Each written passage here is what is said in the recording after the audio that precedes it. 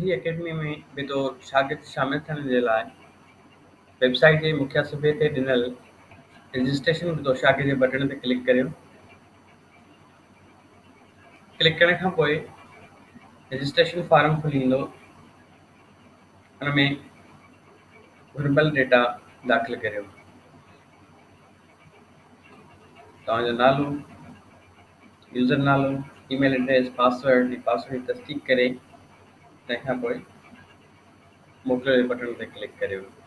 तव्हांजी रजिस्ट्रेशन थी चुकी।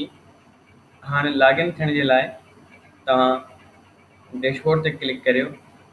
डैशबोर्ड ते क्लिक करण खां पोइ लॉगिन फॉर्म खुली ईंदो, जंहिंमें तव्हां पंहिंजो ईमेल एड्रेस पासवर्ड लॻाए दाख़िल थियो जे बटन ते क्लिक करियो। क्लिक करण खां पोइ तव्हां डैशबोर्ड ॾांहुं रीडायरेक्ट थी ईंदा। डैशबोर्ड में तव्हांजी समूरी एक्टिविटीज़ मौजूदु हूंदियूं, जंहिंमें तव्हांजी प्रोफाइल, दाख़िलाऊं, पसंदीदा, रिव्यूज़, तव्हांजा हल कयल सवालनामा वग़ैरह वग़ैरह। पंहिंजे प्रोफाइल में तब्दीलियूं करण जे लाइ पासे में ॾिनल तब्दीली जे बटन ते क्लिक करियो।